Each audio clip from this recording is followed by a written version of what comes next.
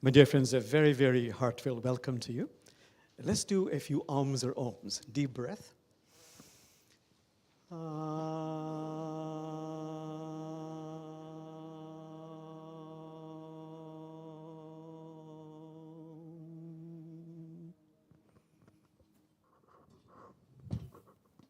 Another one.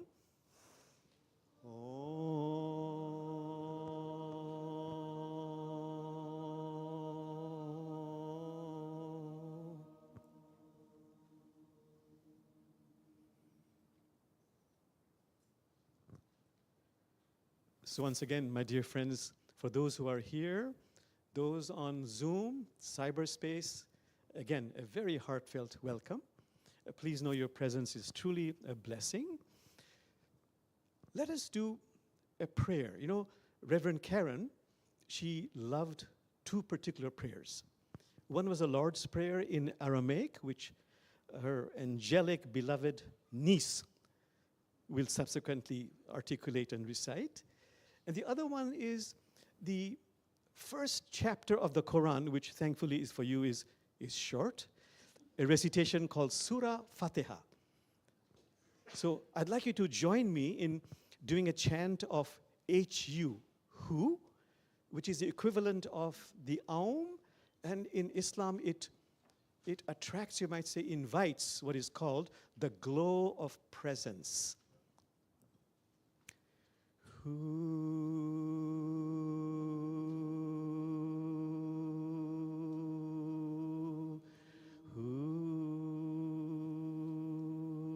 Keep on going. Bismillahirrahmanirrahim. Alhamdulillahi Rabbil Alameen. Ar-Rahmanir-Rahim. Malik Yawmiddin. إياك نعبد وإياك نستعين اهدنا الصراط المستقيم الصراط الذين أنعمت عليهم غير المغضوب عليهم ولا الضالين آمين.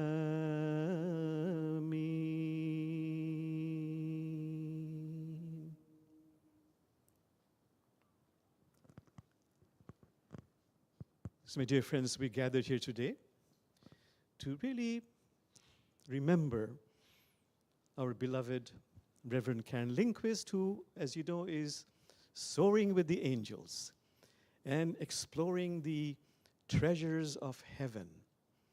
This is it's a wonderful phrase actually from the Quran, which actually Karen loved very much.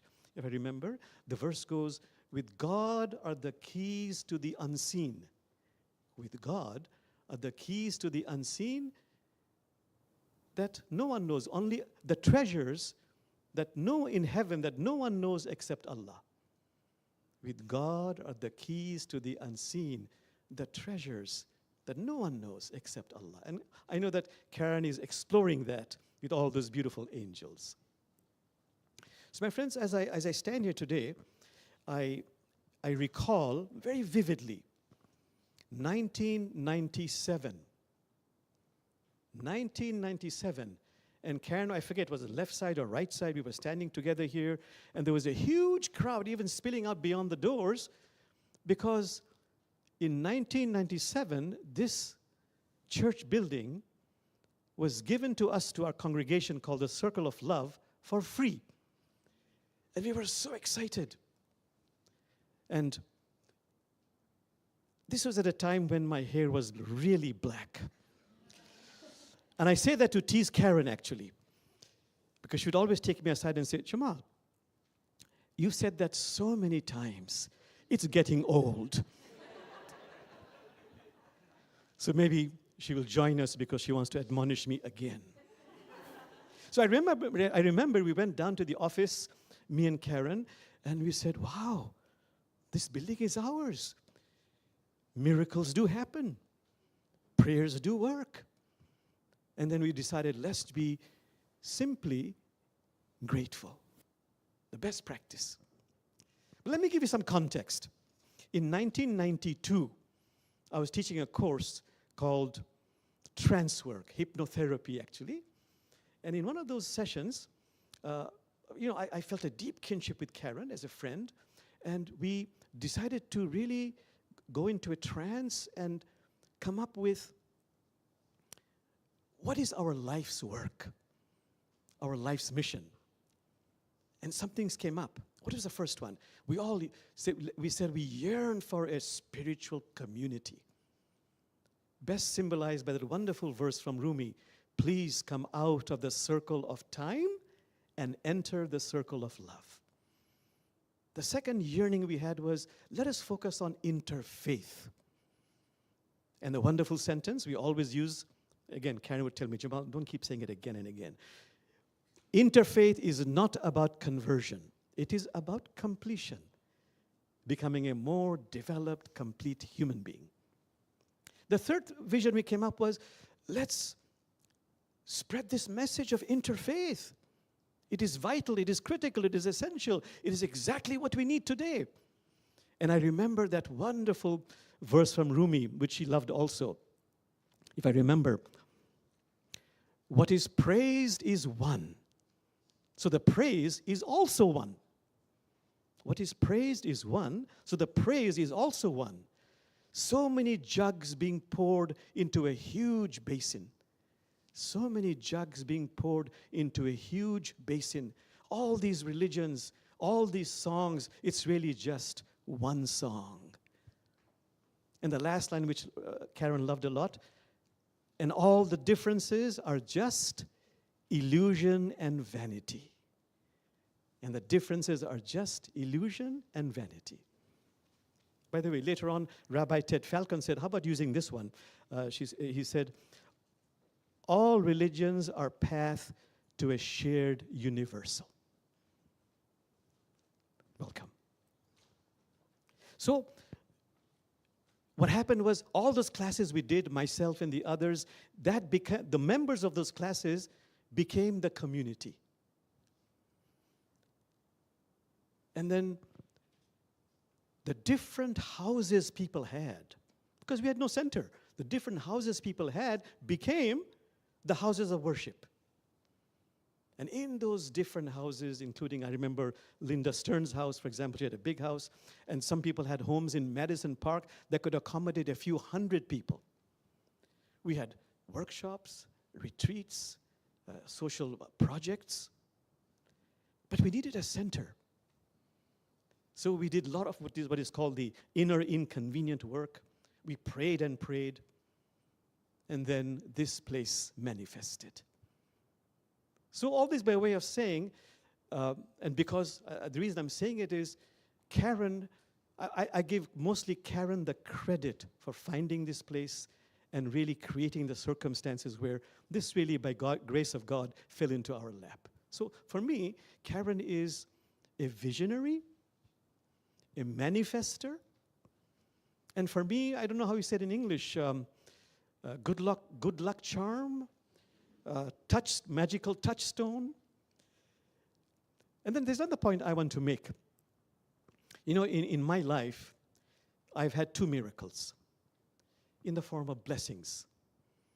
The first blessing is from birth till today. I'm in my 70s now, close to mid-70s. I've been blessed with the most caring, loving family.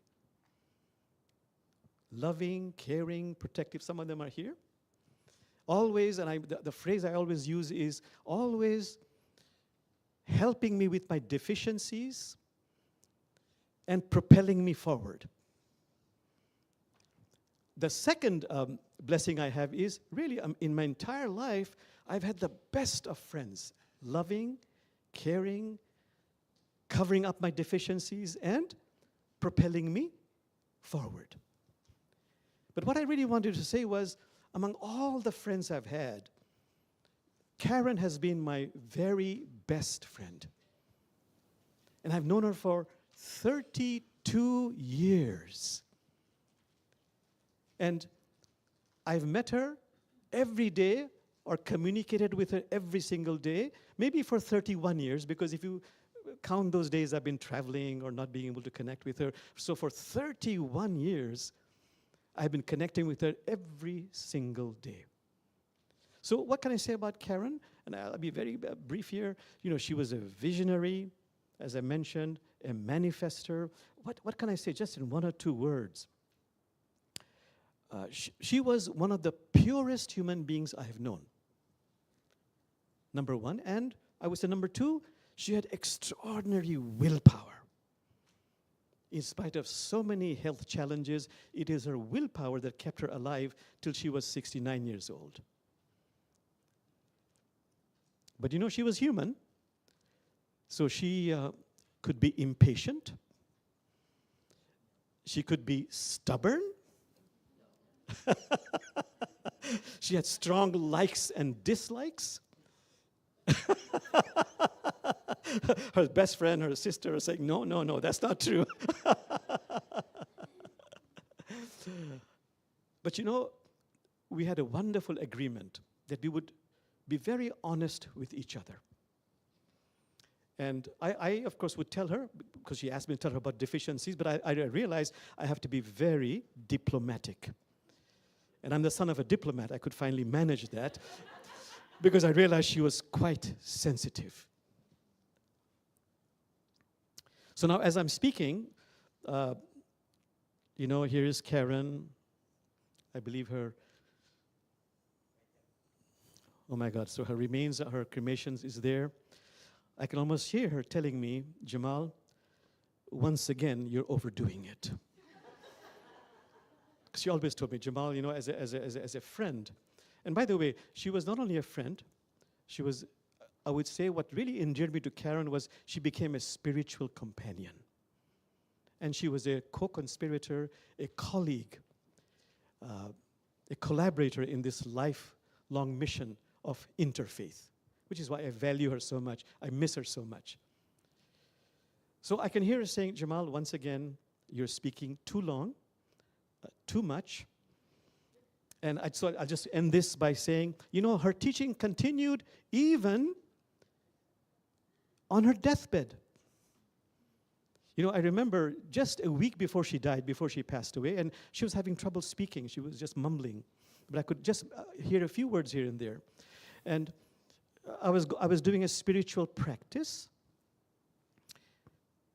I heard her mumbling. And the practice was, I was really praying fervently that a miracle happened. She lives. And she was mumbling some words. I went close, Karen, what is it? And I could hear, and I said, I became very still. And she was saying, are we done yet? Are we?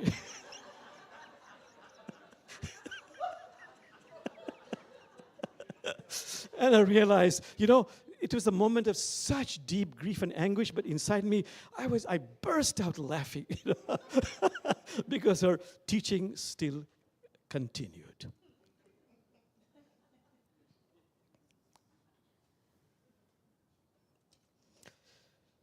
So my friends, I will end with, actually, I will do one more thing, because, Karen was a strong, ardent advocate of the divine feminine.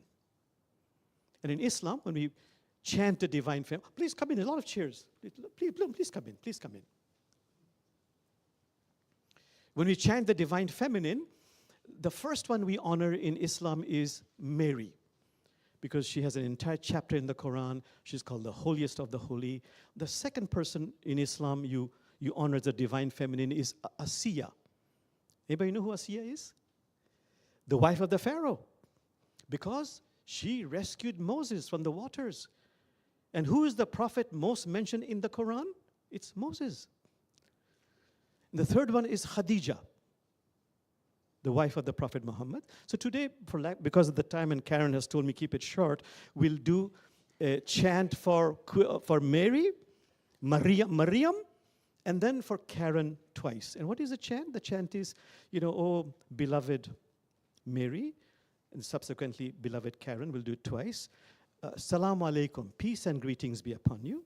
Then we pause, and then she replies, peace and greetings be upon you.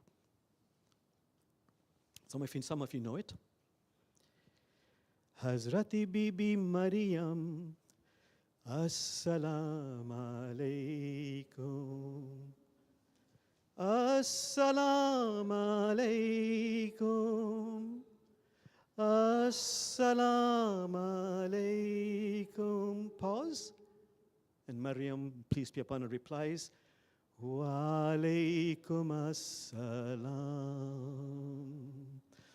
Wa alaykum as-salam. Hazrati Bibi Karen, Assalamu alaikum. Assalamu alaikum. Assalamu alaikum. She replies, Wa alaikum assalam. Wa alaikum assalam. One more time, Karen. Hazrati Bibi Karen, Assalamu alaikum. Assalamu alaikum.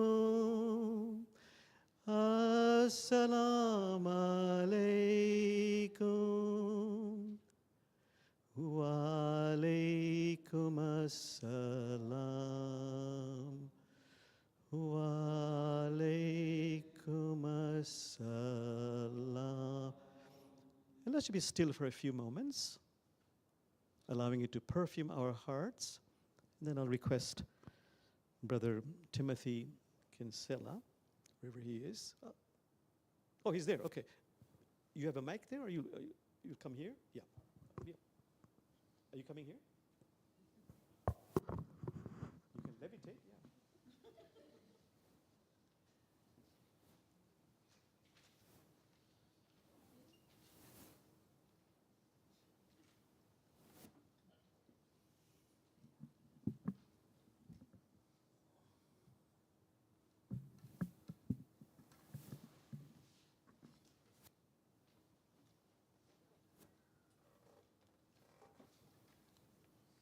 It's up to you. I'll be standing here, so please feel free.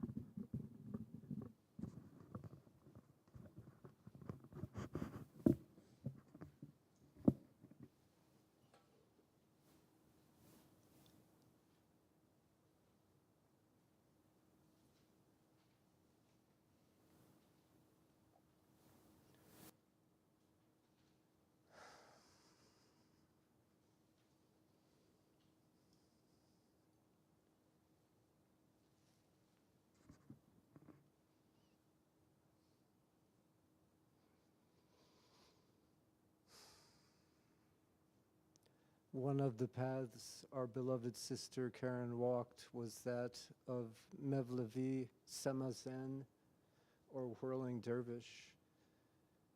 And as such, she was one of the most graceful Semazens I've ever witnessed.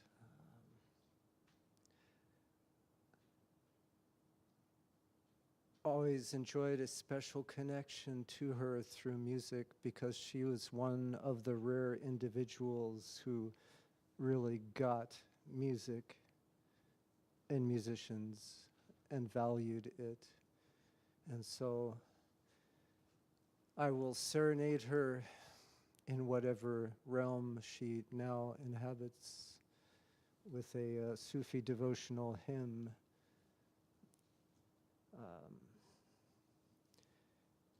I will play it instrumentally, but it's a texted piece, and the poem is by Yunus Emre, the Sufi poet.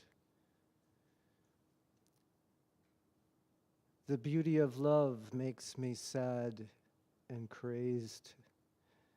The beauty of God disgraces me before this world. What makes me weep, what burns my heart, what bewilders me is the beauty of the beloved.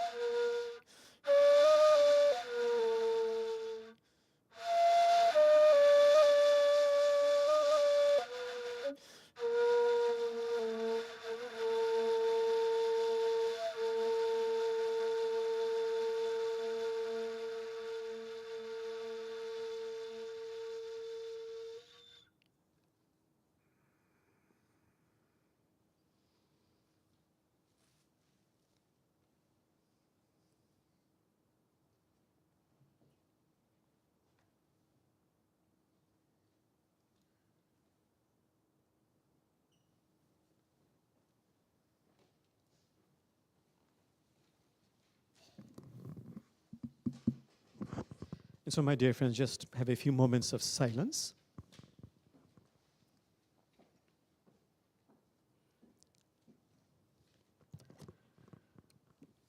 Thank you.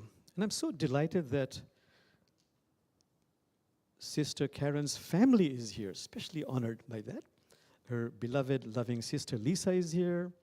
Her angelic niece, Anastasia, is also here. And I must tell you, Karen never stopped talking about you. So you're much, much beloved, as is, of course, is your loving sister. And I'm so sorry that her beloved, loving brother Bart could not be here. He's had some surgery on his knees, and he said that Karen would want me not to be here, because not to take a risk. Karen was very, very much of a caretaker in a very loving way. So let's do one thing. I hope Brother Bart is on the Zoom. Let's all become very still in our own way. Put her Brother Bart into our heart and send Brother Bart light and love of healing. Oh God, please, may healing come to Bart in the shortest possible time, in the most optimal way. I'll be quiet, just send light and love.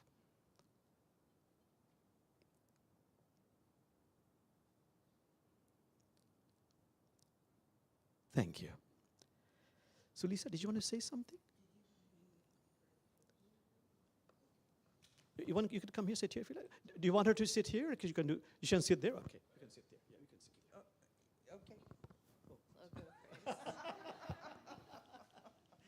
It's on.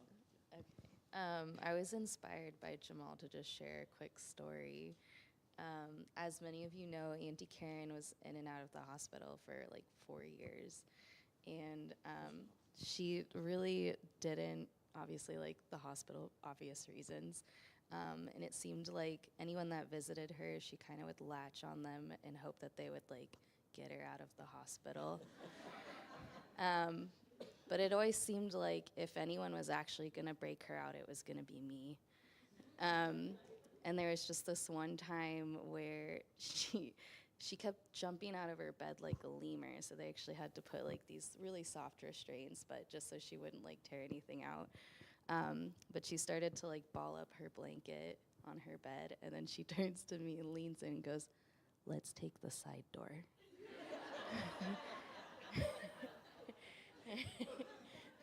That was maybe like 2 years ago, but it was great, yeah. Anyway, I haven't done the Lord's Prayer in Aramaic in a while. Auntie Karen taught me this like in elementary school, and I'm 31 now, so it's been a while. So I might stumble through this, but anyway, if you'll join me in the name of the Father, the Son, the Holy Spirit. Abun Bashmayo, Nekadash Shamak, Tete Makuto, Newe Sebiano, Aikano, Bashmayo Afbora, Hablan Loma, Sunkona Yomano, Washkublan Habain Wakdahain, Aikano Daf Han, Shwakin Lahayabain, Talan Inyasano, Elo Faso Membeshu, Mitu Dulahi Makuto. I lost my line. Hailo Tashbato La'alam Amin. Amen.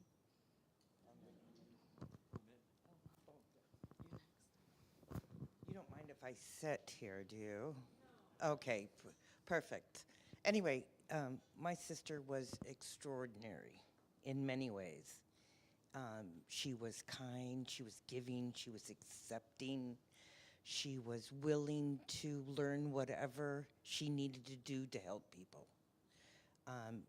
Yes, the Virgin Mary was an inspiration for her, but so was our mother. We lost our parents very young, and I remember at a young age, Karen was talking about God and Mary and all that stuff. I asked her if Mother was the Virgin Mary. She said that in a way, as long as we learn the teachings of Mary. She's so extraordinary because of the fact of the challenges that she endured.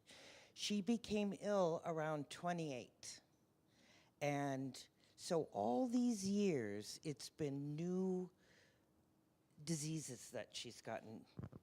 We don't know. A lot of it's not hereditary. So far, we haven't seen that. But she always, she had her lipstick. That's why I'm kind of colorful today. Because she always had her lipstick on, and she always had her blush on, and her hair was looking nice. Even towards the end, one thing I have to tell you that's very sweet.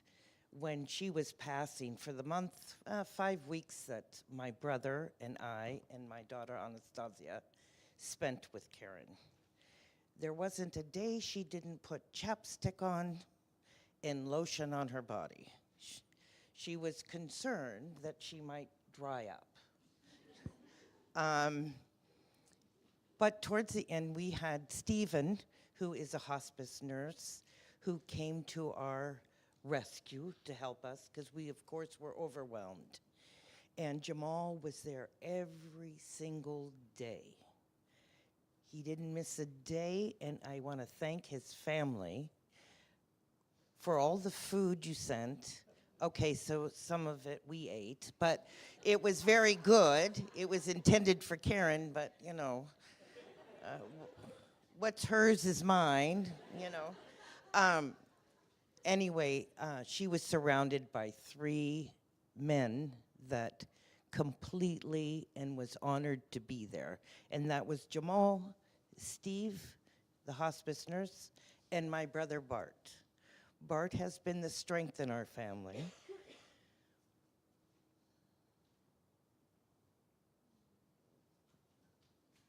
Sorry. No, please. Okay, just give me a breath.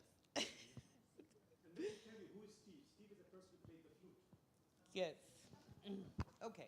Anyway, and Karen was our compassionate person in the family. I have been. Oh, my sister was the compassionate one. I was the rebel, the black sheep of the family, but I always tried to be good. My sister always pointed out when I was naughty, and just like she pointed things out to you, Jamal, same kind of thing, but with family. She had a wonderful sense of humor, absolutely wonderful. I was living out in West Seattle, and Stasia was probably 8 or 9, maybe a little older, and Karen was with her, and I walked through the door, I'm stressed, being a single mom, and my sister has gotten my daughter to play couch potatoes. And they laid on the couch and had their legs, and they said, "We're couch potatoes." She had a wonderful sense of humor. And the amount of suffering that she did with her diseases, she always put everybody else first. She was, I'm not saying she's perfect, but she's pretty darn close, if we're talking about anybody. She was pretty darn close about being perfect. And we're honored. I have 2 of Karen's friends from junior high, right? Grade school, junior high. Yeah, I got Ann here, and she'll talk too about Karen. And we have Debbie Lyman, or she's married now. I don't know her last name. What? Palm, Debbie Palm.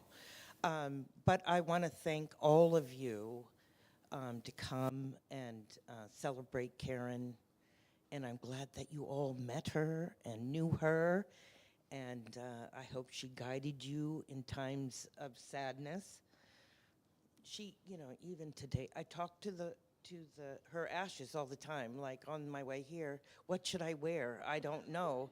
Should I wear black? Is that appropriate? Or well, what do you want me to wear?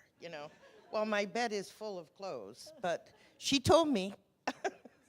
But I want to thank you all for coming and celebrating her life. And Lila and Chris, it's nice to see you. Hafiz, nice to see you too. Bet you didn't think I recognized you, but I do, right? Yeah. But I'm very grateful you've all come and shared, and Jamal's family has been wonderful. And thank you. All of you. Now it's your turn.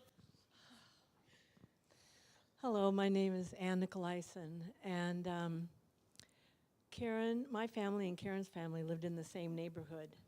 And my family moved in the fall of 1963. Karen and I were in the 4th grade. And I had already started school in the other school district, which was just like 2 miles away. Our family didn't move far, but it put me in another school district. And so we used to argue that she said, no, we were 8 when we met. And I said, no, we were 9. No, we were 8. Well, I was 9 and she was 8 because her birthday is in October. So we finally figured that one out and settled that one. But for myself, I'd come from a neighborhood where there were no girls my age. And I moved in and it's like, oh, Karen is my age. She's even in the same grade. So Karen had no choice but to be my best friend because I was that little girl that would knock on the door and say, can Karen come out and play? And they'd like, who is this girl, you know? But the families got to know each other. I mean, Lisa was 3. Cutest little thing. Troublemaker, as you can imagine. It got better as I got older. So, I'll keep it short. So, I thought about, Karen and I have so many memories. And frankly, there's a lot of my childhood I don't remember. So I'm just going to highlight a couple of things. What I remember about Karen is that we had fun. We would laugh so hard, the old expression, I'm going to wet my pants.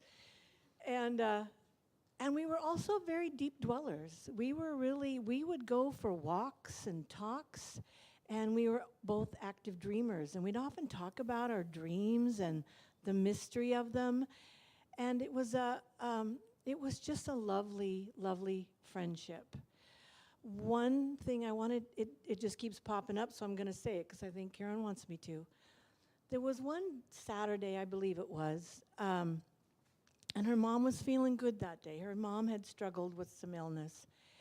And so Karen's mom and Karen and I, and not the other kids, I don't know why, we went to the raspberry farm to pick raspberries. And it was just one of those delightful days. And at the end of it, her mom treated us to saltwater taffy. And in my Norwegian immigrant family, we never had saltwater taffy. It's like, what is this? So, from then on, I'd ask Karen, are we going to go raspberry picking again? I only remember that one time. We grew up together. We went through Beatlemania together. Oh, my gosh. My parents divorced, and she was like, how kids are just there for each other. She was there for me. She lost her mom early, and we went through some tough times together, but she was my bestie. She was my person. One story I want to tell about Karen and her huge heart and how much she cared. So time goes on, we're out of high school, and I think she lived in Alaska for a little while too, yeah. But she'd come back, and I impulsively married a man up there with a justice of the peace. And then we moved to Wisconsin, where he was from. And, we didn't have smartphones then. We wrote letters. And it was a mistake for me. And I must have written Karen a letter just kind of expressing that I was unhappy. And the next thing I know, she says, I'm coming out. And she flew out from Seattle to Wisconsin just to be with me, to talk it through and to see what's really going on. How many friends do that? Yeah. And then one other thing, moving along, I ran a cafe out on Whidbey Island, the Bush Point Cafe. So a lot of you that know her through the Interfaith Community Sanctuary may not know that she helped me run that cafe. And it was my boyfriend and I. He was on the grill. I was front of house and whatever needed to be done. And Karen was basically our sous chef, salads and soups. And couldn't have done it without her. There wasn't much pay in it, but we lived above this old waterfront building on Bush Point on Whidbey Island. And so there's just so much we shared, so much we shared. And I want to finish by reading something, because as I was sitting in a meditation last week, I just sat and I kind of called in Karen and said, what would you like me to say? Is there anything? Is there something? And then what showed up was Rumi. And I felt Karen's presence and Rumi's presence, and it was like, it was one. It was just an energy. And I was drawn to pull a card from this deck I have, the Rumi Oracle deck. This is not voodoo weird stuff. It's just sometimes these cards kind of help you tap into your subconscious. So I pulled a card, and the reason I acted on it is I had listened to a former session here where Karen was speaking, how we often have knowings, but how often do we act on them? So when I got that, I thought, I need to act on this. And I pulled a card, and that is what I'm going to. There is a short excerpt from a poem of Rumi's, and then an interpretation. And the card I picked is the number 1 in the deck, and it's called Beyond Death, Life. Footprints lead to the shore of the sea.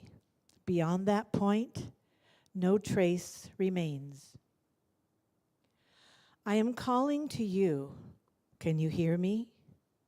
Listen. Within your heart, there I speak. My voice rings true. You are urged beyond what has been. The time has come. Lay it to rest now. This ending comes as a grace to free you from all that you have known, for what you have known is now too small for your soul. Bear your uncertainty with equanimity. I am certain enough for both of us. Allow me to show you the light that you are, that burns within you, blazing angel of heavenly purity. I will unveil you to yourself, undressing your ego, casting aside its layers, as tender as a lover with unwavering attention upon the sacred body of light. You shall know yourself in truth, as pure, beyond all experience, untainted, ever innocent, as a pure vessel, stripped bare, ready for the divine revelation, as light, as life, as love.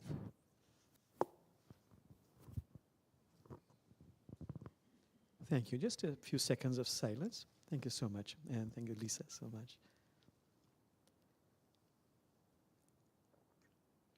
And now to her also very dear friend, Sybil Lundy. Well, it's very wonderful to be back here to the church. I've been out of the state for a while, so it's really nice to be back in the Northwest. And it was so wonderful hearing Jamal talk about the history, right? It just really reminded me about how long I've known Karen. I've been here for a very long time. So when, yes, and mine was red. So I just remember one of my first visits here, and I don't know how I got invited to the Millennial New Year's Eve party, and Linda Stern was here, and you guys did an all-night drumming session. And so I walked in, and I'm like, this is interesting. There's these crazy women. They're like, Karen's drumming, you're drumming, and they're like, well, we're going to do this all night. You can stay here if you want. And I'm like, I think I will. I need to get to know these people. I only made it till about 2 a.m., I think. But it was, that was like my first experience. Okay, I have to know these people. And both of you, they were drumming. And I don't remember if you were here, Jamal, or not. Okay, absolutely. But there was dancing and turning and drumming, and I don't think you were here yet, right? But that was 1999. So that's quite a ways, right? Quite a ways back. So then, moving on a few years, Linda and Isla and Karen and myself did a series of Divine Feminine services where we kind of explored different aspects of the Divine Feminine. And one of the aspects Karen really resonated with was Mary Magdalene. And she became really interested in the Gnostic church. And I don't know if the Gnostic ministers are here, because I don't remember what you guys look like. But she got very connected to the church. Are they? No, sorry. Oh, okay. I think there's a seat here. Oh, okay. So, yeah, so that was a really deep connection for her, because Gnosticism is much more feminine oriented than just basic Christianity, right? So they do talk about Mary Magdalene and Mary, the Mother of God, and so she called me up one day, and this must have been in July, because it was close to the feast day of Mary Magdalene, and she had been, I think, in contact with a Gnostic church in Northern California, pretty famous church. And the head minister there was Tao Rosamond, who is, actually she's passed, but she was a very famous Gnostic minister, one of the first, I think, in the United States. And so she was like, hey, you want to go to the service? And I'm like, yeah, okay, where is it? Oh, it's in Redmond, California. And I said, that's a ways. You mean like drive to the service? She's like, yeah, wouldn't that be fun? Sure, yeah. And so we did. I mean, we got in the car, and the first night, I don't know where we stayed overnight, at least twice, to get down there. And once we did, oh my gosh, it was just magical. It was like in a warehouse area, in this small town, but it was just mind-blowing, because I really feel like Tao Rosamond is, or was, had a very deep connection to Mary Magdalene. And so we had a fabulous, time. And one of the best parts of the whole trip was coming back. On a road trip, you have lots of time to talk, right? Because there's really nothing else to do. So I heard so much about you guys' history, and the family. And one of the things she talked about, and I just wonder if this maybe affected both hers and Bart's health, was when they were children in Walla Walla. Walla Walla is on the east side of the state, really close to, not really close, but fairly close to Hanford nuclear plant.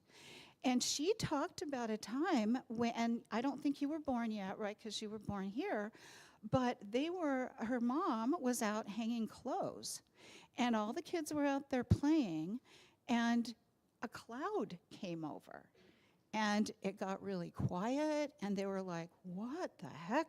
And her mom, finally, they were out there for a few minutes, and her mom goes, okay, get in the house. This is not good. Something really bad is happening here. And she got them all in the house, but, there was still a cloud there over Walla Walla. And so I just wonder if that, could have had something to do, that I'm hearing you talk about how early her health problems came. And Bart, Bart's had lots of issues, and your mom died very early. And so, that was just her gift to me, I think, to tell me that story, which was really deep for her. Yeah.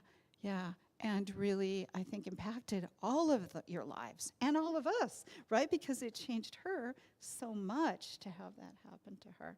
So it was just such a gift, So, so the other night, I was thinking about what was I going to talk about, right?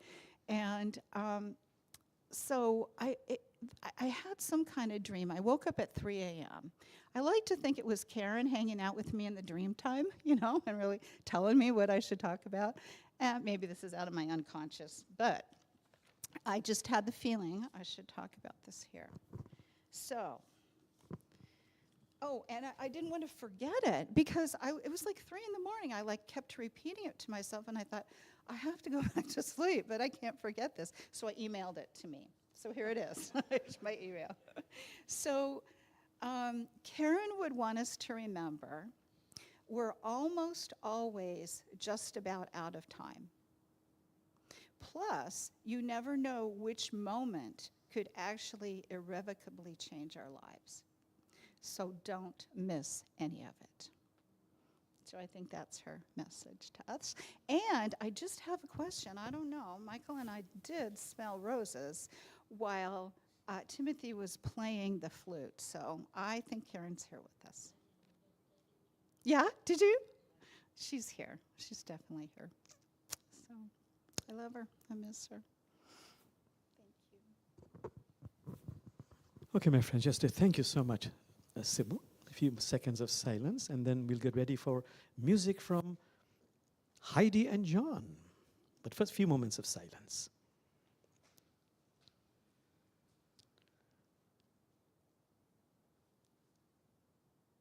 Thank you. And Karen would tell me, Heidi and John, what a beautiful marriage they have. Now, how long have you been married?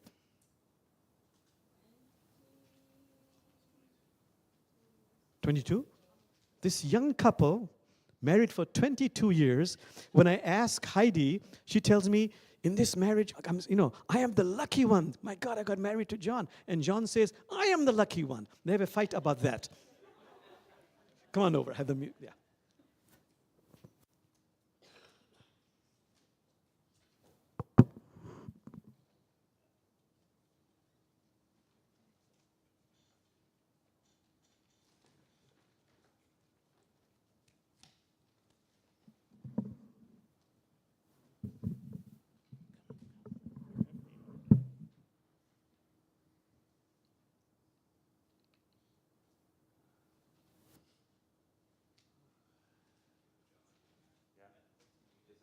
Did it get turned off?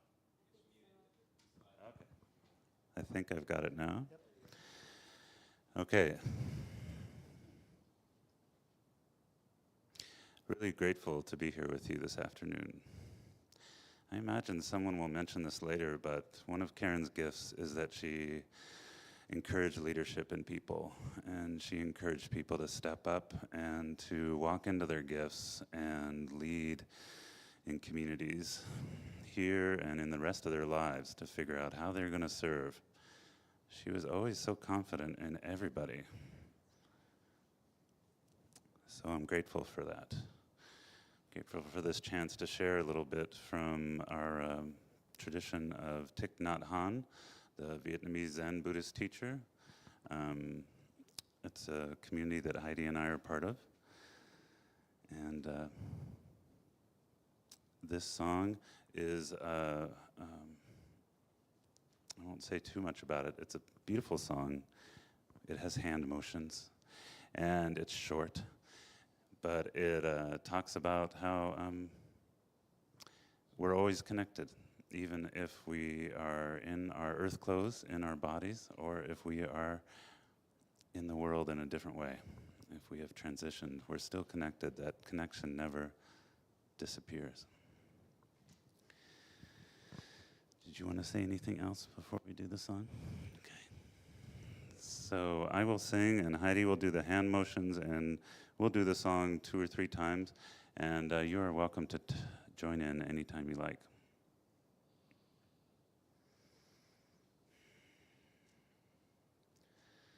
No coming, no going, no after, no before. I hold you close to me. I release you to be so free, because I am in you and you are in me, because I am in you and you are in me. Please join as you like. No coming, no going, no after, no before. I hold you close to me.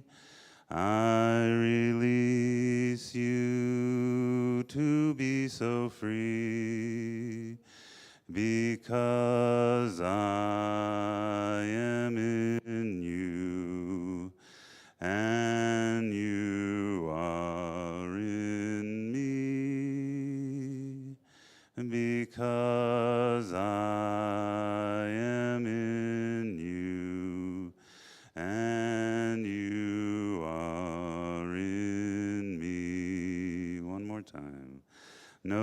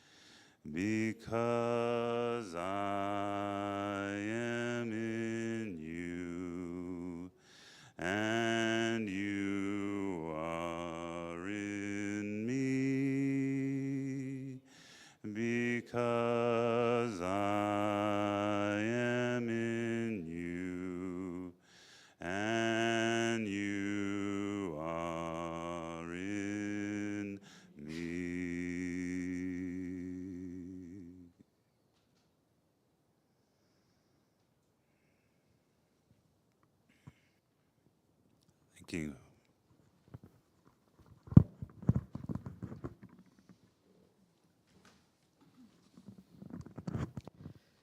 Thank you so much, Heidi. Thank you so much, John. You know, Sister Lisa was saying that Karen is a servant of service, and that's absolutely true. And you know, this verse of Rumi really resonated. As they say, it splashed in our heart, that be a lamp, a lifeboat, or a ladder to others. And because of that, she was always attracted to those who were of authentic service to others. And to the good grace of our wonderful sister there, Gretchen Rowe.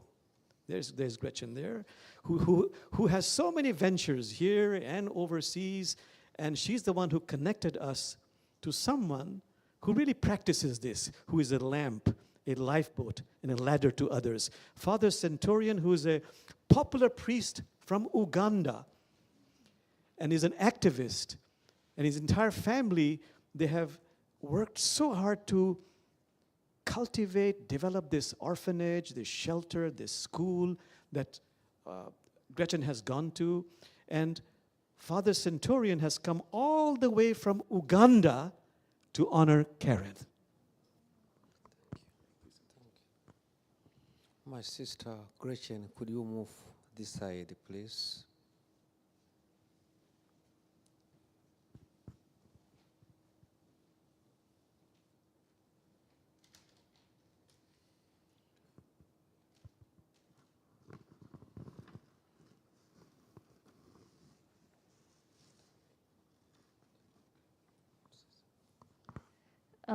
I want to thank John for what you said, because what Father wanted, he's going to speak to Karen, and he wanted to bring me up here.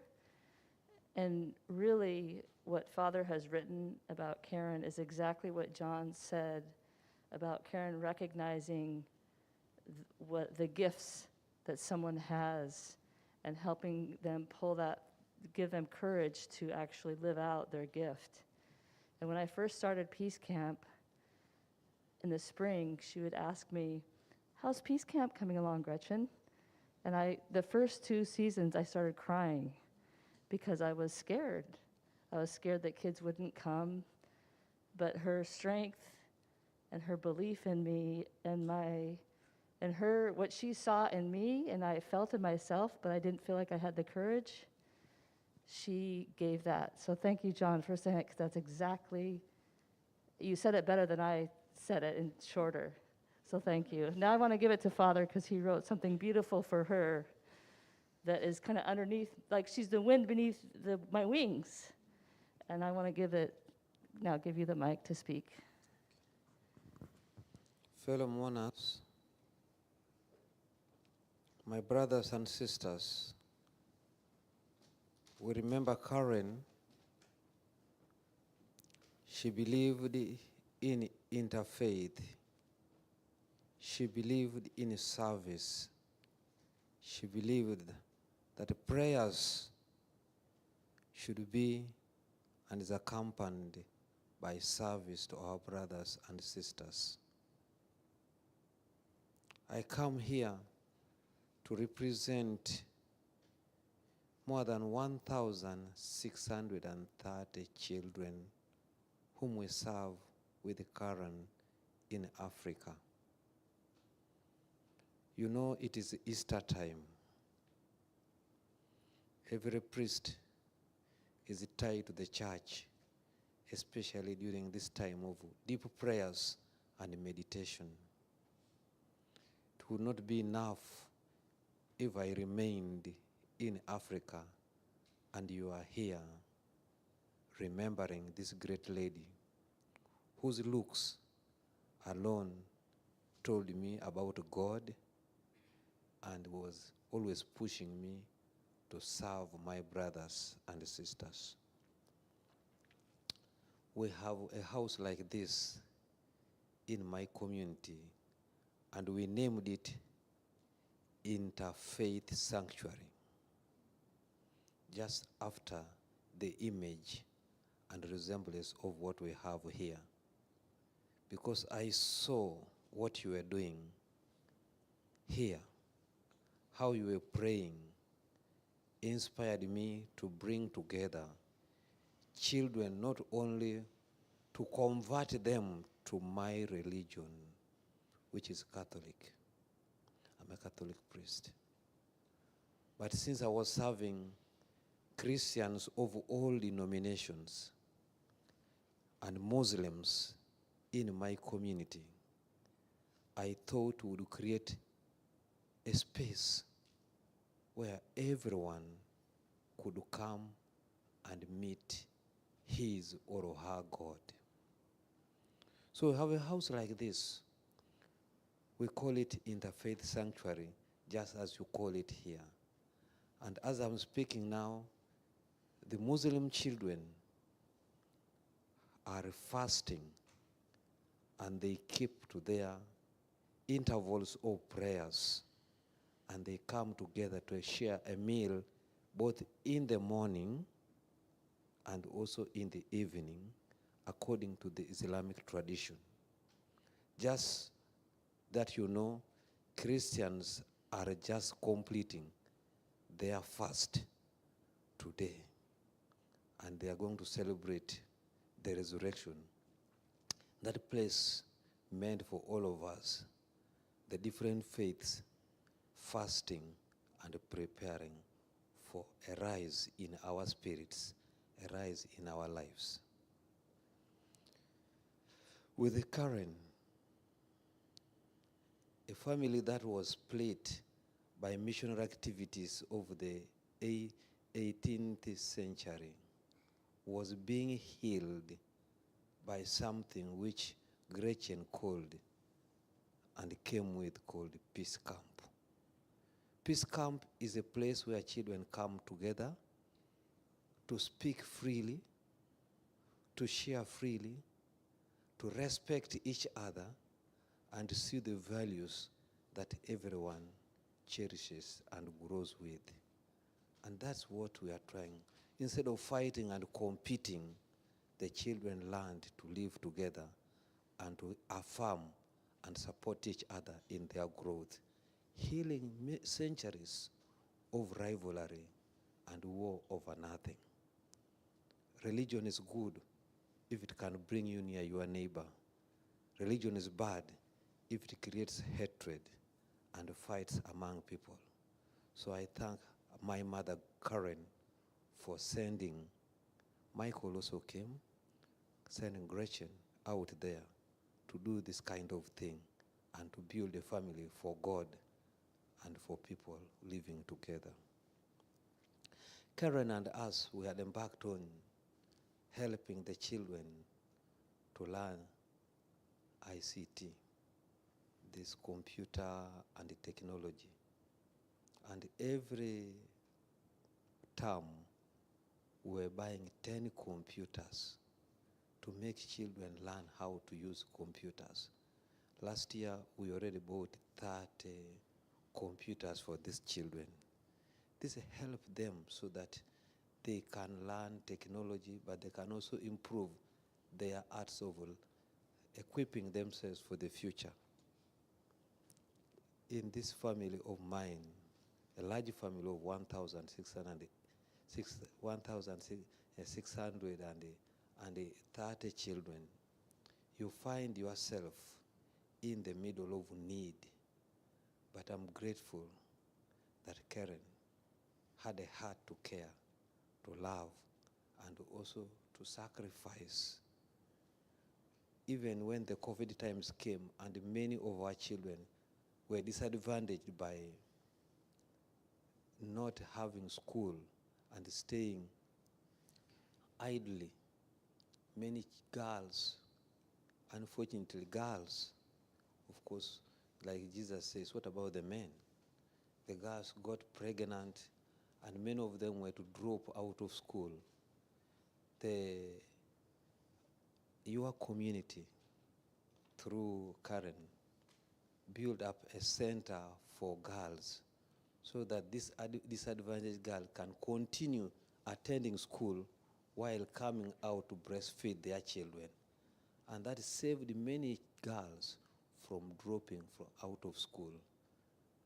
Our mother, was called too early. We still needed her very much. We shall not, and I promise you, Karen lives in our prayers. Karen will live in our memories, and Karen will continue being with us. We have a home for all of you. Feel welcome whenever you have, and come. We are there. We are part of your family now, and we know that she meant it, because she even thought her missionaries will always come to Africa. And please come to us. We have a house which can house you. We shall make the journey from the airport together, and let us keep our relationship knit together by what we shall continue doing together, because Karen wanted it that way, and let us continue her goodness. After this, I will be leaving shortly. I think 2 or 3 more days, or 4 days, depending on how the flights have been very unreliable. I stayed at the airport for about 3 days, and I was getting very worried that I would, but I have arrived. So I will go back, and we are going to have a real funeral now for us, because I don't think anyone will just believe that Karen has died. I came here to witness her casket so that I may carry the memory, the idea that the Lord has called her from this life, but I know she continues to live eternity. That's my Christian faith. And I hope my Christian faith does not deceive me. She will live on, and we shall be happy with her in heaven. May her soul rest in eternal peace. Father, Son, and the Holy Spirit. Thank you very much, Karen. Thank you very much, Jamal, and thank you, fellow mourners, for being present with me here. May God bless you. I hope they understood my English. Did you? They understood completely. And the sincerity of your words carried through very beautifully. So thank you so much, Father. Let's just spend a few seconds allowing those words, those exquisite words, to really infuse our being.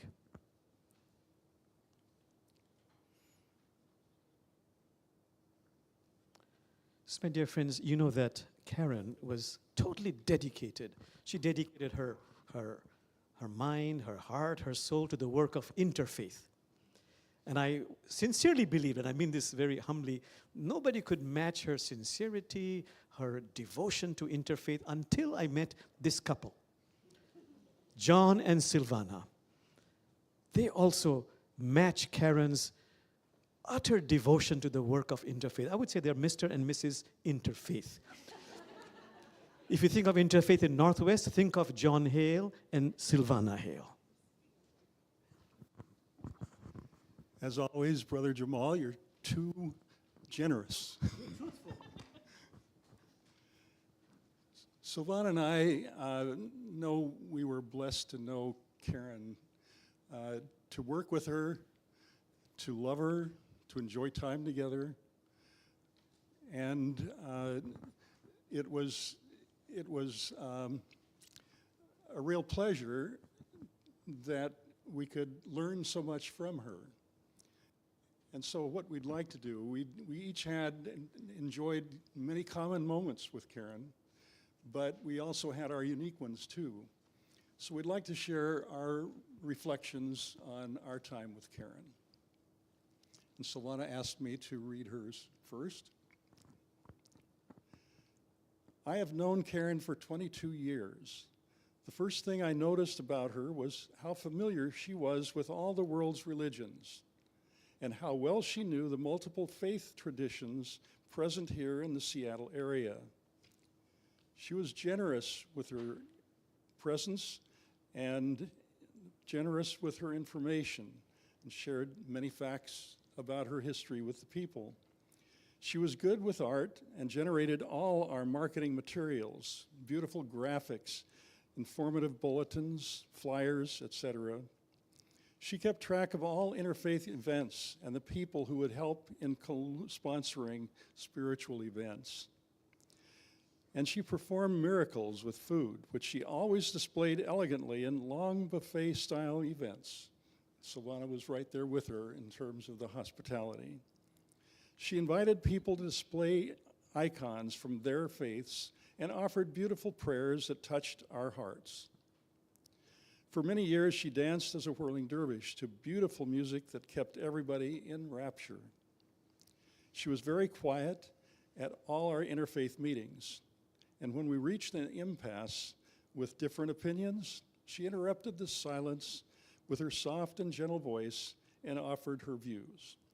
Her spiritual wisdom and practical judgments were always welcome and led us to a better solution. It was a privilege and a great honor to know Karen, who was a very rare, beautiful human being who left us too early to go to heaven. We know she is keeping an eye on us as we continue together in our endeavors to honor our faiths, complete our mission, and become better people in the process.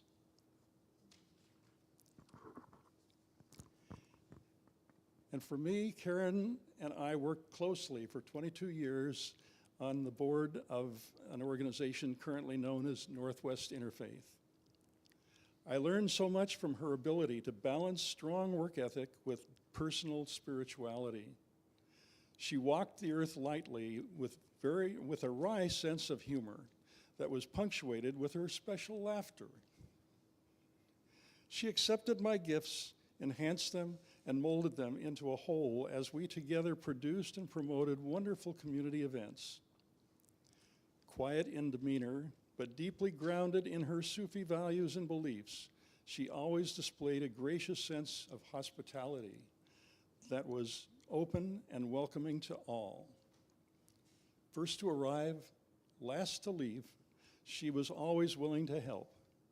She guided our efforts to celebrate spirit as we continue to build multi-faith communities. And she's still with us. We feel her still presence and will be for many, many eons. Thank you. Thank you so much, Brother John. Sister Silvana, just a few seconds again to allow it to perfume our beings. And now some words from our associate minister and a close friend of Karen.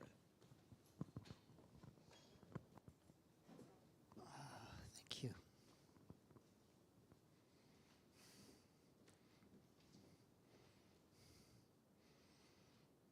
It's really sweet to see everybody here.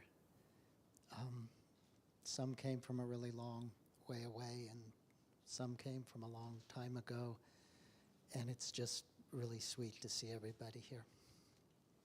Okay, thank you.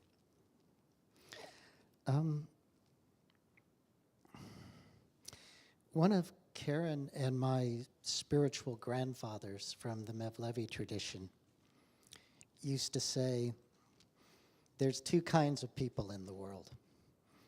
There's people who stand behind the gun and pull the trigger, and there's people who stand in front of the gun and get shot. And if you have a choice, be the one in front of the gun. And that's a very difficult teaching. But Karen embodied that.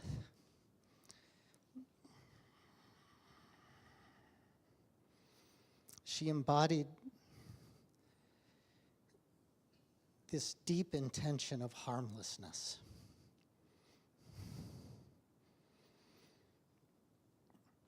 And I saw her over and over again meet aggression and anger with humility. And when confronted with falsehood, she clung even more strongly to the truth.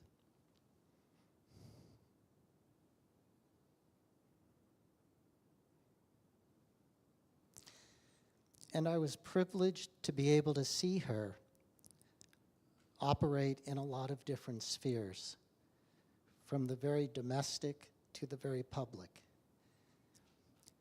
And she was of a piece. She was always who she was.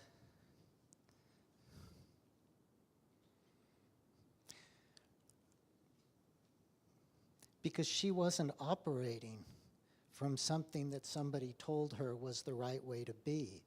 She was operating according to the dictates of her heart. And her heart was very pure.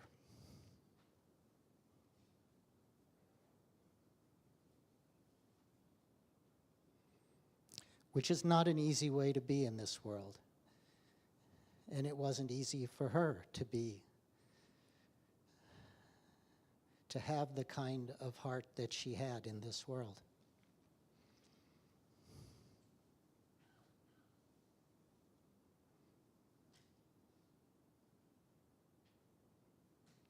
But one of the reasons that she could do that was because of this community. And this community was really like a child to her. You know, she literally birthed it through her labor. And as this community grew up and matured, it supported her like a child as she grew older.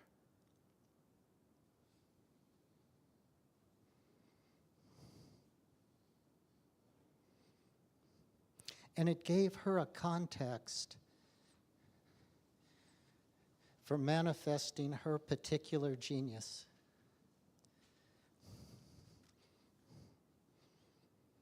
As people were saying, she was able to help people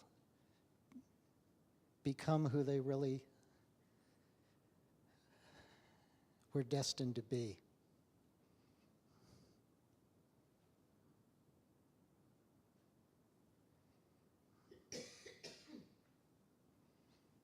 So I want to thank this community. I want to thank everybody here and everybody who was not able to be here and everybody who has been here over the years.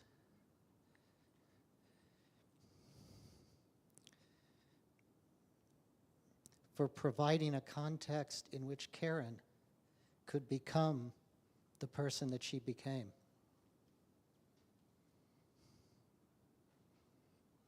Thank you. Thank you, Michael, for those heartfelt words. And once again, let's allow that to really, let's drink it up. Allow it to resonate within us.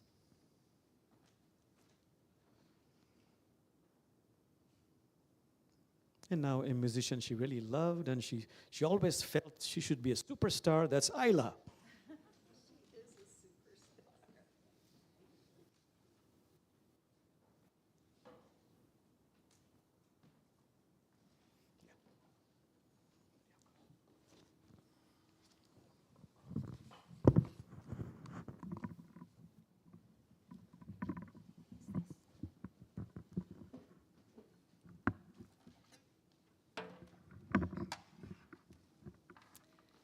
Well, I met Karen 19 years ago, and I became who I am because of her love and support.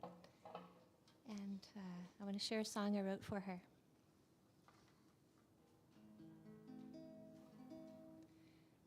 With a tranquil strength and calm determination, you opened up our hearts and helped us find our path. You gave us peace and love and welcomed us home, steadily working, praying for our freedom. Lady of faith, Lady of service, you are in our hearts as we carry out your plan. Lady of faith, Lady of service, you are in our hearts as we carry out your plan.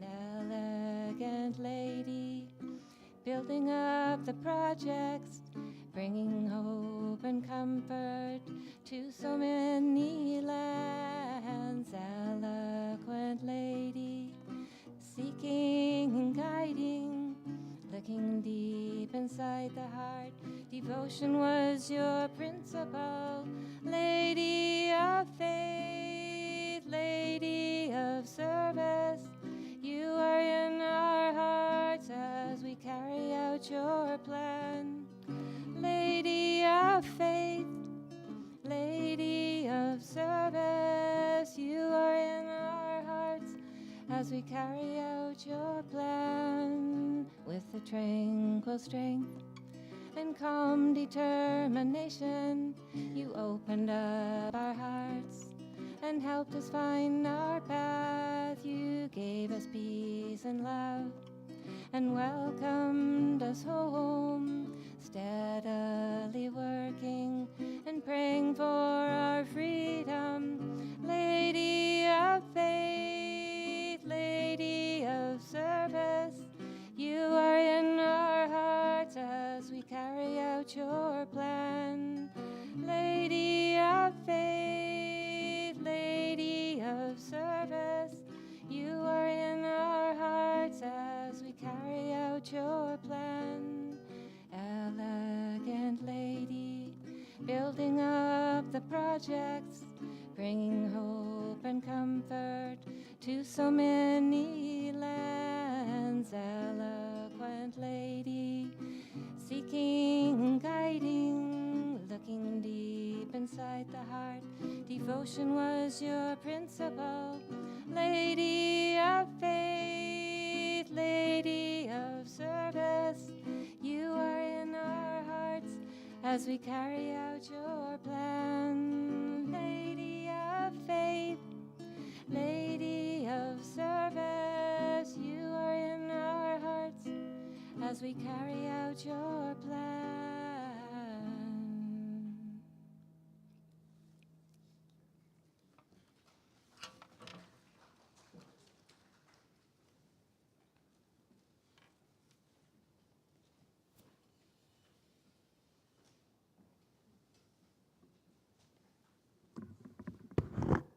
Thank you so much, Ayla. So once again, my friends, just a few seconds of silence while I request Sally Jo to come forward.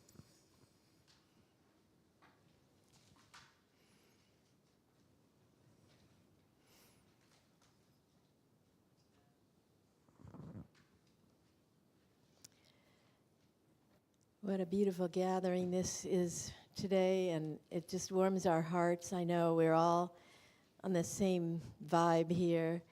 I want to thank everybody who's here today, everybody who's watching out in cyberspace. I want to thank so deeply all of our participants who've come to share your stories with us and your memories so that we can remember our own memories so beautifully. And I want to echo Michael's words of everybody who has been here in this community all these years, helping Karen to become and to reach her own destiny. That was beautifully said, Michael, and I have to say that I couldn't have said it better myself, so I'm repeating it because it was so beautifully mentioned about how Karen brought us all here. She birthed us, and we all came at different times to be part of this community, and we're here, and she's here with us. And I have to just say one thing about Karen. I had a dream about Karen. I dreamed with Karen, is how we say it in Spanish. You dream with the person in Spanish. And I dreamed with Karen within a week of when she passed. And it was a very quick dream. It was right before I woke up one morning. And she was standing up so tall and so regal. And she was in a beautiful white gown. And by the way, the picture I found and put on the front of this program. And I had not seen this picture when I had this dream. I found this picture, and it turns out somebody told me it was a picture of at Linda Stern's wedding. At your son's wedding. And Stassi was there, but we cut out the other people, right? But this was Karen in my dream, and I was not at that wedding. I didn't know Karen then. Anyway, the reason I'm telling you this was because she was walking toward me. This was like a 10-second dream. She was walking toward me with this regal white dress, and she had this beautiful smile on her face, and she didn't say a word, but her presence, you know, she just said, "I'm okay, I'm happy, here I am, hineni, here I am." And it was so beautiful. I've been holding on to it all these weeks and months, and this gathering today has been one of the realizations of that beautiful dream that I had. I want to mention also that Karen was a very generous person. I don't think that quality's been mentioned yet, because she was so shy and she was so humble that only certain of us knew her deep generosity in the way that she expressed it. Every year on her birthday, which was on October 8th, and by the way, she never let us celebrate her birthday the way a lot of people celebrate birthdays. But every year on her birthday, as long as I knew her, she had a Facebook fundraiser, and she raised money for Interfaith Community Sanctuary because she was so deeply concerned. You probably all know this. I'm the treasurer of this organization, which it kind of, you know, it's kind of a job that, like, oh, treasurer, you know, she's always asking for money, right? But Karen raised that money because she cared so deeply that we could pay the bills, and that we could keep the lights on, and that we could fix the roof, and we could fix the flooding. And this, we always call it this place. You've heard that phrase a lot of times this morning. This place, which we keep using that phrase for, I don't know why, it's a sacred phrase for us, was so precious to her, not because of the year it was built necessarily and that kind of thing, but because of what happened here within every time we got together here. So I thank you all for being here. If you feel moved, many people have already contributed to her memorial fund, which the guiding council decided to set up in her honor. And many people have already contributed to that. And we know that, like Jamal's always saying, the coins are clinking up above. Well, she's throwing the coins down and saying, here, you might need to, you know, we don't know when the next rains are coming, and we don't know when the flooding's coming. Keep collecting the money, because we want you to be around for an awful long time. So I invite you on your way out. There's a collection box, and many of you have donated online. But the main thing is to remember that we are here giving our souls, giving our lives, giving our energy, and giving our compassion and love to each other. And that was the real currency that Karen worked with, that you've heard so much today. So we're going to finish up with a little more music, and Monica Schley is going to play.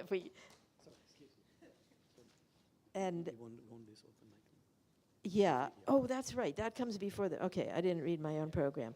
So, yeah, Jamal's going to invite people if they have something to share. So, my dear friends, we have just a few minutes left. Wonderful food, refreshments is awaiting you downstairs. Anybody from the heart, you want to express something during this open mic time? Please feel free. Anyone who wants to say something.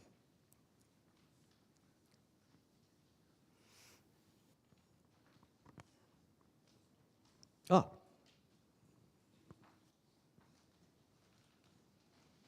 Could you pass this on?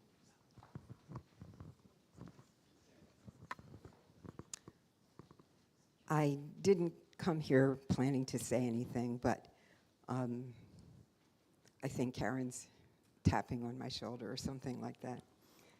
And when Karen taps on your shoulder, you'd better listen and step up.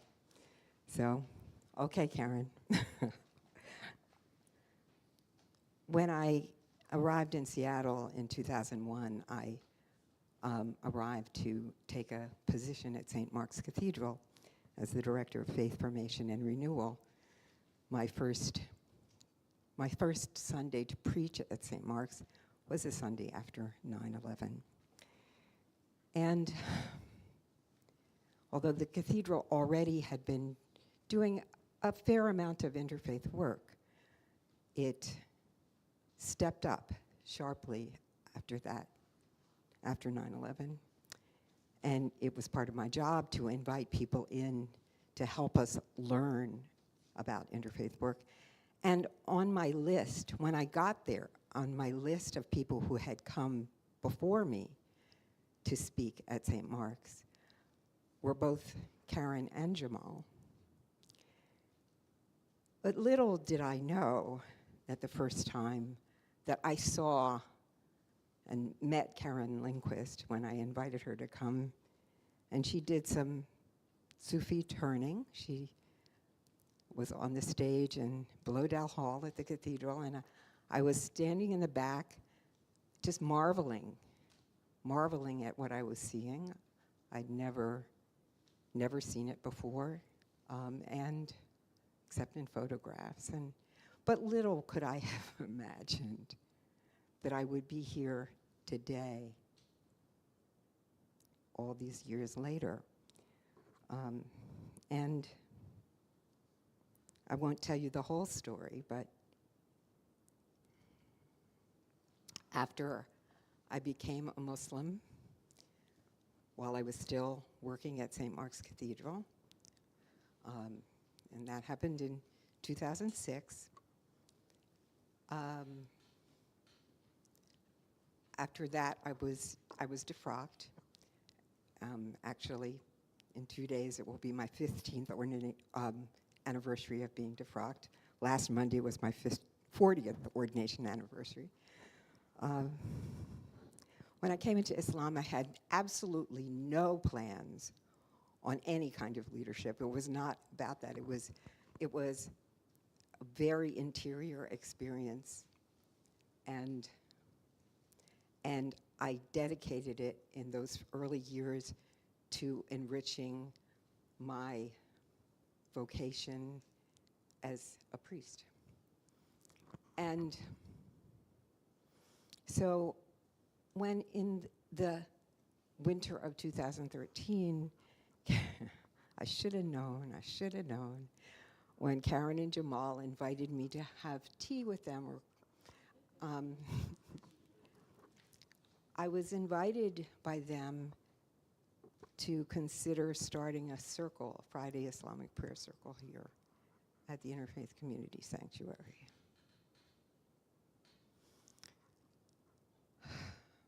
And over 10 years later, it is still going on. I, in a certain way, reluctantly accepted that, but one of the things that Karen said at that time was that she wanted to create a place that was good, that centered on the welfare of Muslim women. She also wanted to create a space, and they wanted to create a space, because Jamal had actually said to me a couple of years earlier about how they wanted to start a Friday prayer circle here. But on that day, it was also about having people who feel drawn to Islam, but who are kind of afraid to pursue that, have a place where they could go and get introduced to Islam in an interfaith kind of context. On that day, I said, if you want a woman to lead this, you've got the wrong woman. This is not, I'm not qualified for this.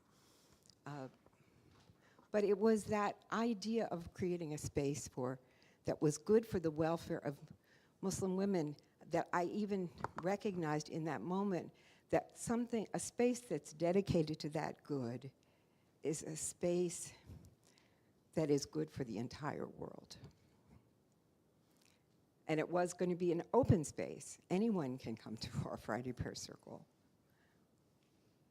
But that idea that she was thinking about that. And that is my story, my core story, my personal story of Karen as a visionary. And I accepted the invitation, and I guess what I want to say is that that ever since, I've had an even keener sense about our role among one another. And I like to talk about it at Friday Prayer as the prophethood of all the surrendered. In Christianity, we have a notion of the priesthood of all believers. In Islam, the prophethood of all the surrendered. That we walk around signing God. We walk around signing God. And Karen was such an example of that. And she was fully herself. Fully herself. People have talked about her integrity here. And we each are made to be fully ourselves. And we are made to be fully ourselves with one another. And so I'll stop now because I think Karen says I'm finished. Thank you for listening.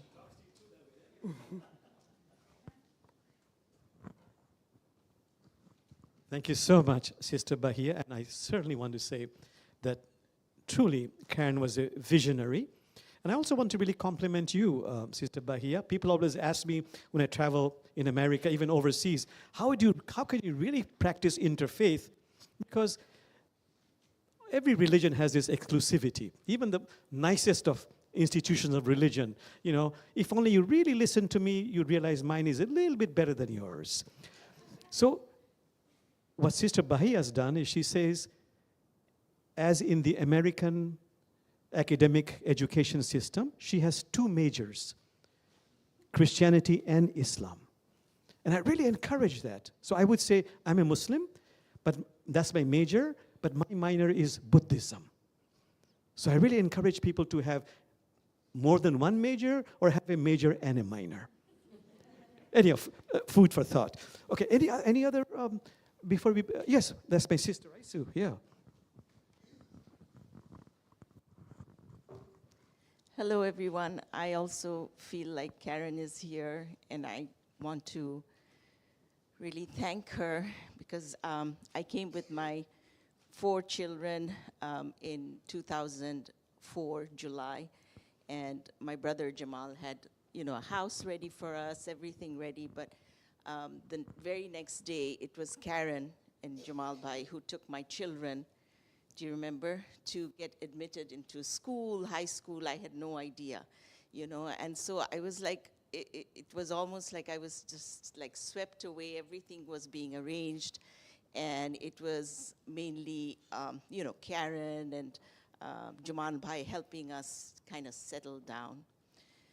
But Karen had a very special way. I almost in my mind, she feels to me like she's this composer.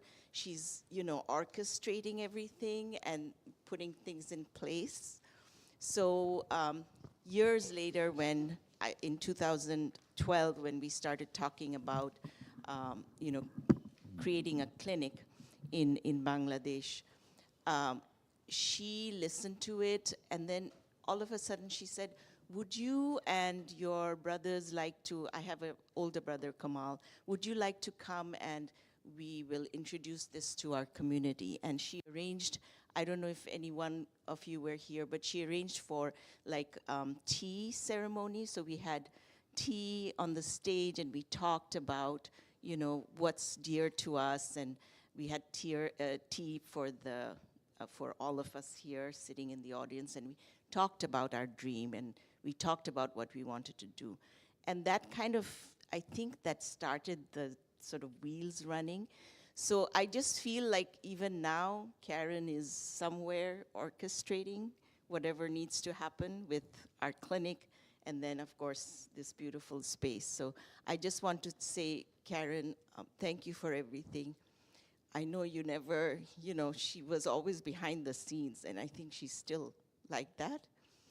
But yeah, we love you and we miss you. Thank you, Isu. Okay, before this beautiful harp music, Margie.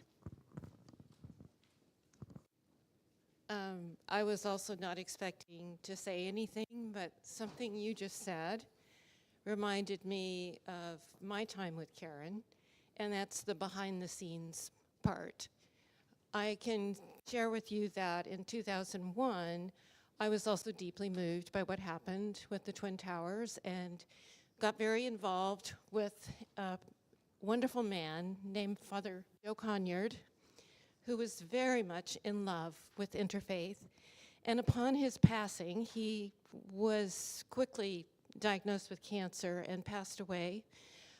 Shortly after 9/11, I think it was later that fall, I went to a gathering at Seattle University and met Karen. And it was to be that I got involved with the Interfaith Council of Washington, which was at that time a little bit on the struggling or reforming itself. It had been all about communities belonging to a super organization that honored all paths to the divine. And at that time they decided, or we decided, or it was decided, a couple things. One was to become officially part of the United Religions Initiative. So we joined as a cooperation circle, and pretty much the decision was made that we would open up to be all individuals who wanted to be involved with Interfaith, rather than just becoming a group of organizations, recognizing that a lot of people felt like they belonged to no organization or no community of particular, or multiple communities or multiple faiths, or no faith. And we wanted to really honor that. In time, it seemed like Interfaith was bopping up in a lot of places. I became the president of the Interfaith Council of Washington and shared with Karen that I was really concerned and that I was going to step down, and I thought that we would probably discontinue. And she looked at me and she said, well, I'm part of the group. And I said, but you're not really part of the group that's meeting. And she said, well, I will. I'm actually part of the Interfaith Church, or at the time the church, the sanctuary. And she said, I'll help you. And it was largely because of Karen, I think, and her work behind the scenes during those many transition years, that really it was a surprise to me in some ways, but a really pleasant surprise to find out that the cooperation circle of the United Religions Initiative continues today. And I didn't even know that. But I know that when, over the years, it was Karen who largely felt that any connection, whether it's here in Seattle or it's national or it's global, and she was very much in love with the United Religions Initiative. And it just makes me happy that in many ways I feel like it's Karen's presence that made that secure. And I want to thank her. Thank you so much, Margie. Leila. So sorry, Leila. I need better glasses, but I should use my third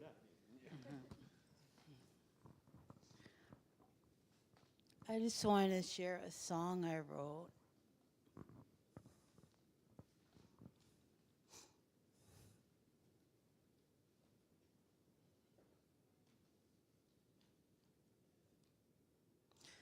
Now that you're gone, it's so hard to let you go.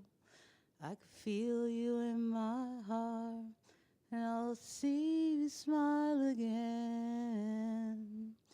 Even though we are apart, I feel your love from afar, and your grace and shining face will always follow me. Oh, oh, it's hard to let you go, so hard to let you go. It's hard to let you go, and I'll see you smile again. Oh, I'll see you smile again. It's hard to let you go. So hard to let you go. But I'll see you smile again.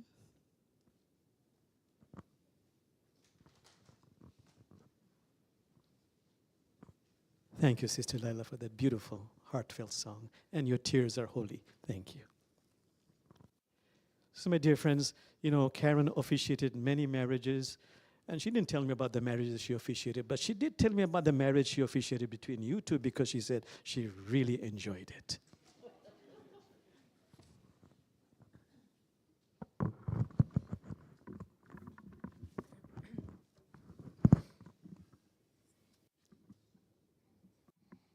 I really enjoyed Karen being at our wedding too. And I actually met her. Sybil, you said something about meeting by no accidents. There are no accidents, right? And that was your message. And I met Karen here, right here. I was playing harp. I was hired by another couple that was getting married here, that Karen was officiating, and it was 2007, and I had just gotten engaged to Stephen, and I wasn't like a particularly religious person, but I wanted to have a spiritual ceremony, and I said, oh my gosh, I found the person who is perfect to marry us. Is this mic okay if I point it like this? Okay. This piece, I picked this piece by Hildegard von Bingen, who is a 12th century female mystic. I thought Karen would enjoy this divine, feminine music.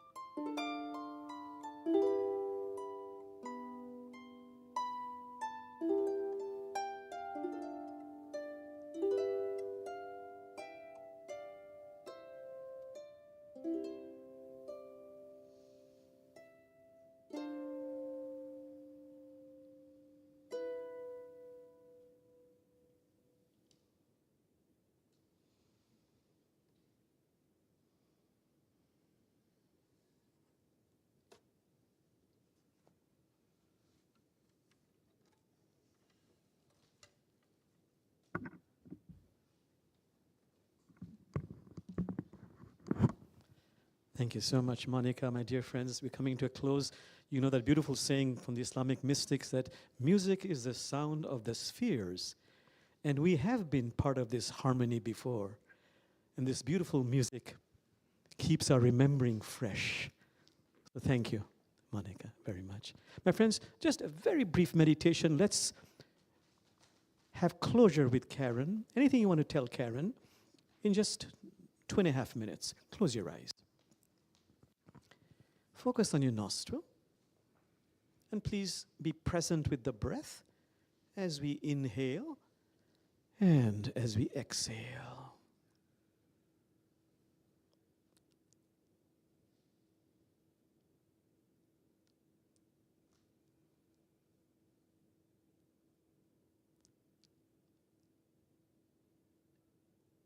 And now letting go of this. And this time focusing on the heart. As I count numbers 10 to 1, at the count of 1, please, find yourself ushered into what is called sacred sanctuary. A place in our imagination, indoors or outdoors, but a place absolutely safe, filled with beauty, because our souls love beauty. A place of love, healing, and a place of infinite possibilities. We can fly there if you want to. We can summon anybody, living or deceased. Okay, focusing on the heart. Through the heart, with each number, closer to the sacred sanctuary. 10, 9, going deeper now. 8, even deeper. 7, deeper. 6, 5, 4, 3, 2, 1. Please find yourself ushered into your sacred sanctuary. Please look around you. Get a sense, a feeling of this absolutely safe place, how beautiful it is. So filled with loveliness. Our soul loves beauty.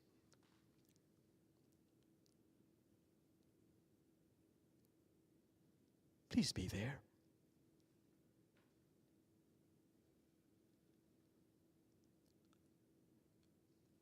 And then, please become very still. Remember, this is a place filled with the vibrations of love, healing, and infinite possibilities. Becoming very still. And now, please summon Karen. Sense her, see her. Approaching. Coming closer and closer and closer. And greet her however you want to. And remember, not only is Karen here, Karen's soul is here. Karen's soul is here. Souls love the truth. After greeting her, her soul requests you to tell her whatever is in your heart. It doesn't matter what it is, as long as it is the truth. I'm angry at you, that's great. If you're really angry.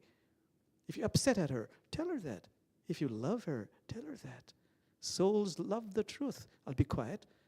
Tell her whatever your heart wants to say to Karen. Say it with feeling.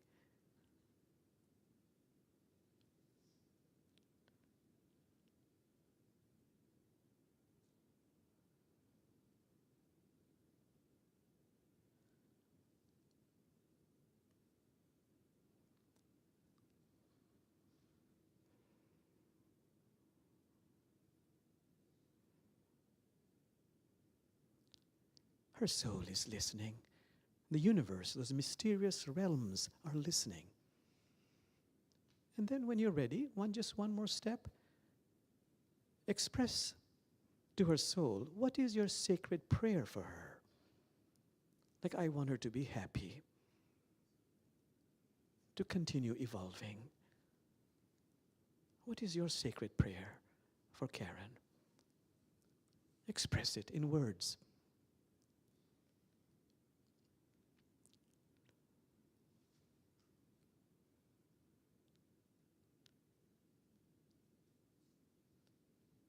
And if you like, create a beautiful ritual of healing, of connection.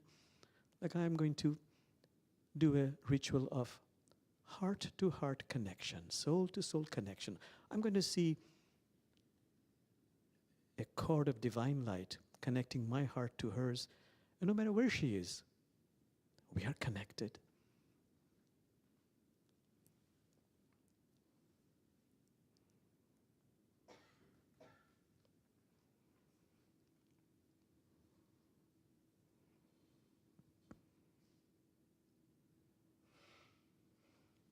And then when you finish, just thank her. She thanks us.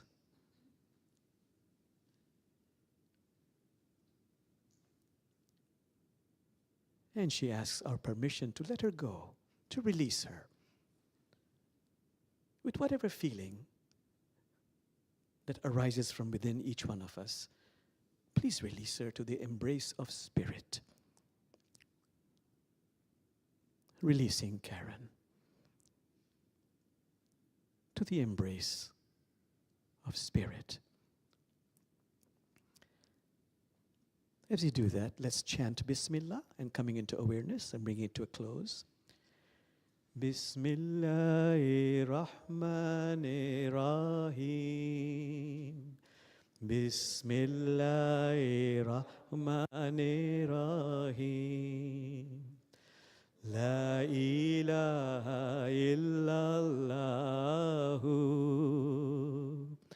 La ilaha illallahu.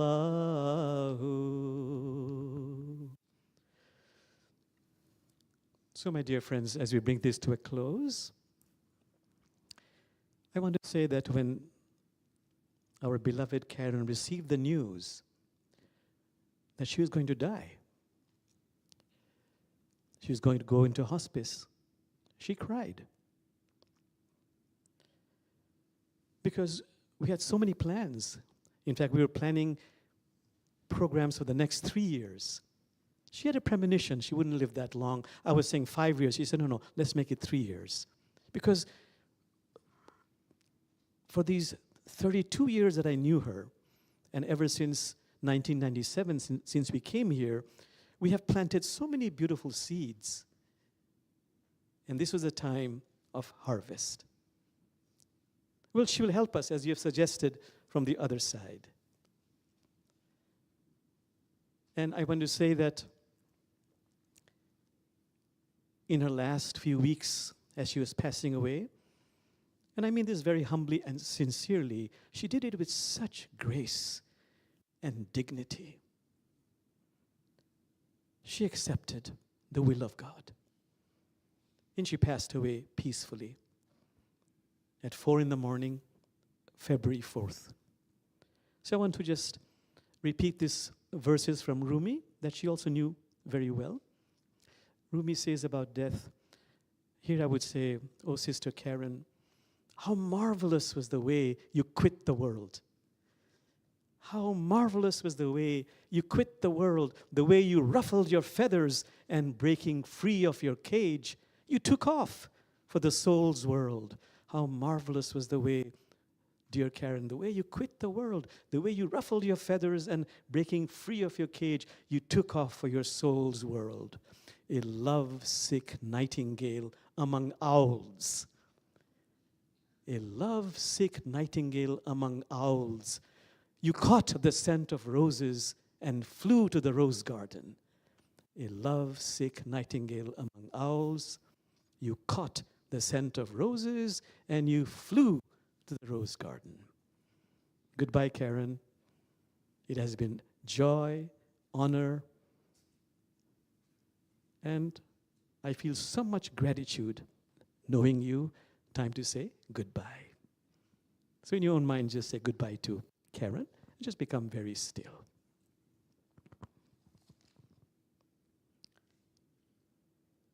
My dear friends, we'll go downstairs with food and beverages are awaiting us. But also, Stasi, you have, and Lisa, clothes and some scarves. Did you want to say something about that?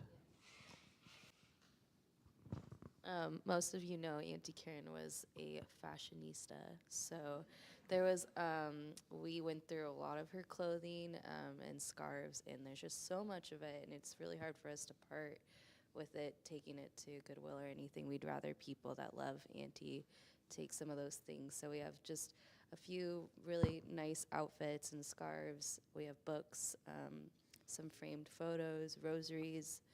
So please take whatever calls, but we'd much rather you all have them. So they can take whatever they want? Anything you want, as much as you want. Yeah. We don't want to donate any of it if we can avoid it. So thank you. Did you want to say anything at all? Okay, my dear friends, so Brother Steve will play some music, but feel free to stand up and leave because he's very happy. Or maybe you play the music, we'll sit and listen to you till you finish. People can leave as I'm playing. Okay.